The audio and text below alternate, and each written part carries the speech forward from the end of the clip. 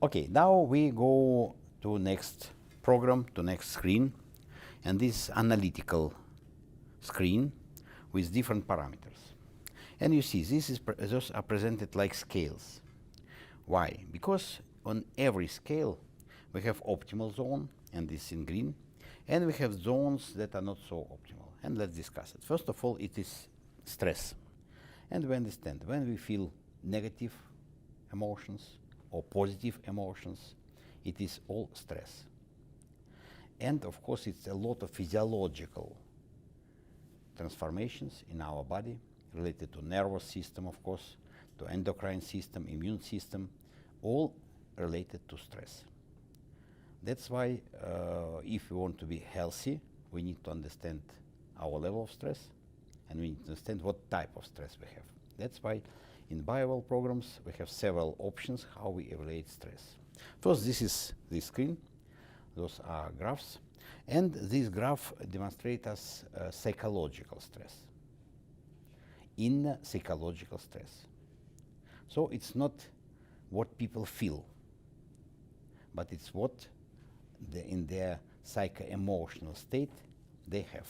So this scale has many divisions, many colors, and that's why we can tell, okay, from 0 to 2, it is very low parameters.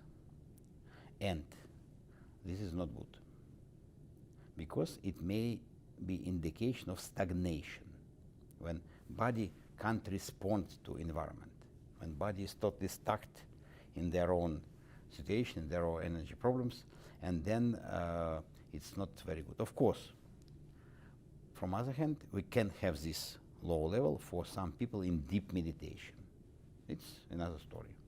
But for most people, for most of your clients, patients, if you have this level of stress from 0 to 2, it is not very good indication. Next is optimal, of course, from 2 to 3, that is optimal, and this is the best. Next, from 3 to 4, this is anxiety. And this, again, important indication, because we have many people being in this state of anxiety. And then we need to understand what is it, permanent anxiety or just for the moment. So that is why we will discuss it later, how we can detect it. Of course, when people are in active process, when they are in their office, when they do some important topic like military personnel, like athletes during training or in the process of competition, they may have this level of anxiety increased. So it's quite possible. For us, it is important that in the morning we should have low level of anxiety, and at night. That's why for athletes we take readings of this parameter in the morning and at night. And then we can evaluate their level of preparation.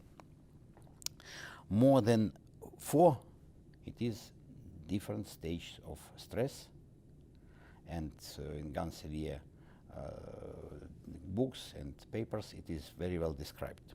So if you look back to energy field of this lady, you see it's quite good.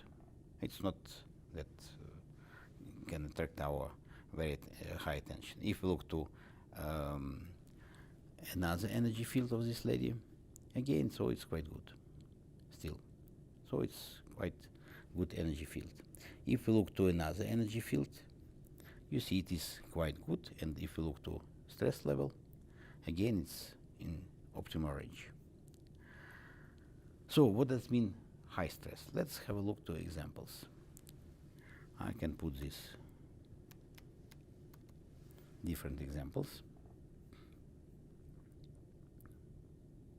You see practically no energy field. And then if you look to analysis, then we understand this is very high level of stress. And then of course we need to understand what does it mean. If you look to another image, again, you see very practically empty energy field, and in analysis we have again 10. If you look to this image, so it's again a lot of holes, a lot of breaks, and level of stress 6.3. So we understand the more jagged the energy field, the higher level of stress. You see 5.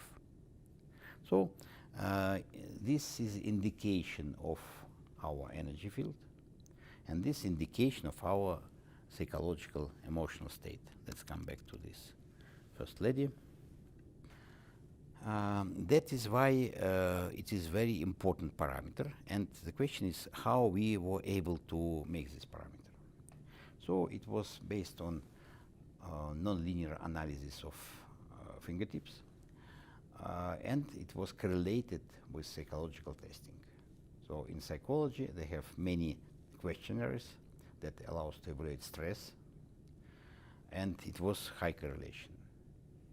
From other hand, we can measure cortisol in the blood, and then again we had some correlation with cortisol level. So now we are quite sure that it works well. Next parameter, those are energy, and this is energy that we are measuring from light, but it is related to the energy of the body. And again, we have optimal zone, we have high and low, very low, and the question is false. Is it good to have high level of energy? Because people think, oh, the higher the better. No, it's not that so. It should be optimal, same as our temperature. It should be in some optimal range. If it's high or low, it's not so good. Same here. That is why when it is very high energy, we need to understand what's going on. If it's athlete in some process of training, then it's okay. If it's military personnel in the process of some task, some goal, then it's okay. But if it's ordinary people in everyday life and they have high level of energy, then maybe it may be related to some process in their body and some energy process, active energy process that may be related to some favorite situations. So that's why we should be very careful with this. Next scale, it is scale of balance, and this scale, it indicates balance between left and right part of the brain. So it's just evaluation of only of this. Another scale, organs balance, it is evaluation of balance of organs that have left and right presentation. And again, we should be in balance. If not, then we demonstrate this with, and this is average number. So all those scales, they are important for evaluation, and they are easy to understand what's going on.